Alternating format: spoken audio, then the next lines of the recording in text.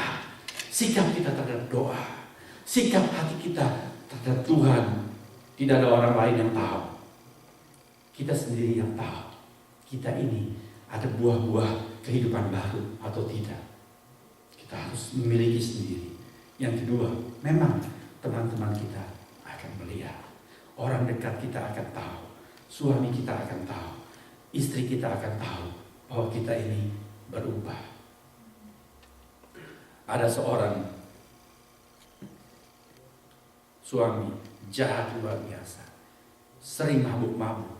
Kalau pulang mabuk-mabuk, habis judi, kalah judi, lalu pukul, tempelin istri.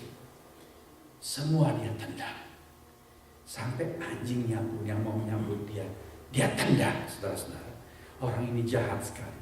Pada suatu hari dia ikut sebuah kebangunan rohani dan dia terima Tuhan Yesus. Dia bertobat dari dosa-dosanya.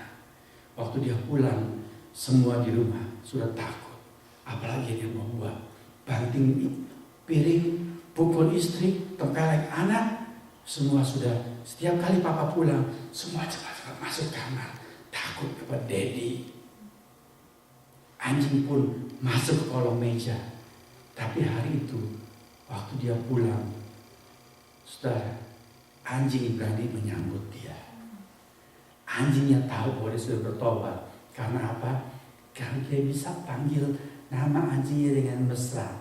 Gak tahu nama anjingnya apa. Biasanya dia tidak panggil. Anjing baik-baik mau menyambut dia dengan goyang ekor, dia tendang sampai lintang punggang. Tetapi sore itu, malam itu dia pulang, dia bisa panggil lagi. Lalu anjing bisa keluar dengan merangkak-rangkak pelan-pelan. Kok tidak ditendang? Saudara lihat, anjingnya pun tahu bahwa tuannya sekarang sudah menjadi warga kerajaan sorga. Ada hidup baru. Betul saudara-saudara? Orang akan tahu bahwa kita ini warga kerajaan sorga. Apalagi Tuhan Yesus. Marilah ingat selalu dari mana kita berasal. Kita ini warga kerajaan sorga sebab kita milik Tuhan Yesus. Siapakah Tuhan kita? Seperti yang dinyanyikan, Raja kita adalah Tuhan Yesus. Datanglah kerajaanmu Tuhan. Di mana? Bukan di gereja. Datanglah kerajaanmu, bukan di Indonesia, tapi di dalam hatiku. Memerintahlah dalam hatiku. Karena aku adalah wargamu Tuhan. Warga kerajaan. Lalu hidup kita menunjukkan buah-buah bukti. Supaya waktu Tuhan datang, dia tahu siapa miliknya. Dari mana? Dari buah-buah kehidupan baru kita. Aku hanyalah musafir, dan semoga kamu juga. Kita cuma numpang lewat di dunia ini. Jangan cuma memperhatikan hidup di dunia. Kalau ngobrol, jangan cuma ngobrol mengenai merek-merek produk nomor 1.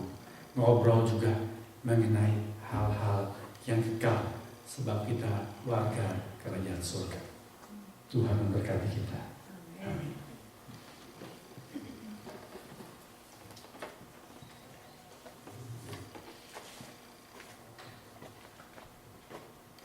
Marilah kita berdoa.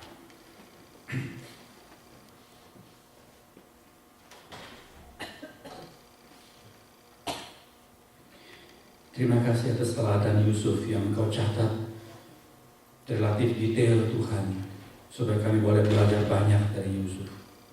Meskipun dia di akhir kehidupannya dilingkung oleh kemakmuran, kemewahan istana yang dia peroleh sesudah melalui penderitaan panjang di dalam perjalanan kehidupannya, tetapi dia tidak pernah terpikat kepada kesementaraan kemewahan dunia.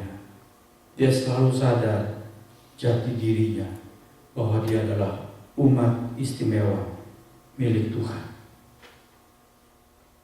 Ya Tuhan, kami mengucap syukur karena meskipun kami tidak mengalami kemakmuran semewah Yusuf, tetapi kami juga adalah umat-Mu yang istimewa, bahkan bangsawan kerajaan sorga. Terima kasih Tuhan. Engkau memperhatikan umat-Mu. Begitulah kami pun boleh percaya sepenuh hati dan berbahagia bahwa Engkau memperhatikan kami.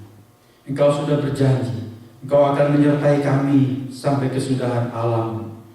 Teristimewa bila kami menjadi murid-murid Tuhan yang setia hidup bagi Tuhan dan setia juga mengabarkan Injil, maka Engkau selalu menyertai kami dalam segala keadaan. Dunia ini akan musnah, dan sebelum masuk dalam masa penderitaan yang dahsyat, Engkau sudah berjanji Tuhan bahwa Engkau akan memperhatikan umat-Mu. Engkau akan menjemput umat-Mu, menjemput kami. Entah kami masih hidup pada waktu itu ataupun kami sudah meninggal, tidak ada masalah, karena Engkau mengenal milik-Mu satu persatu. Tuhan, kami mau membuktikan bahwa kami adalah milik Tuhan.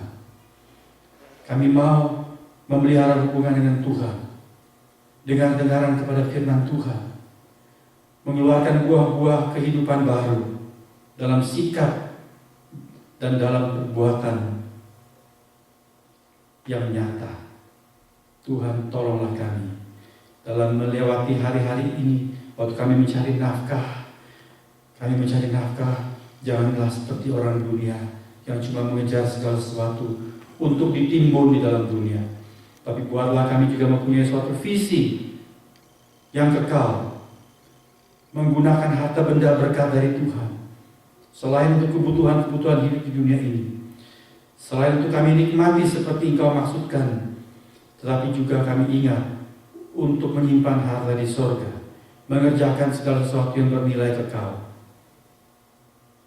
Bangkitkanlah dalam hati kami minat untuk hal-hal rohani, karena kami bukan milik dunia ini, Tuhan.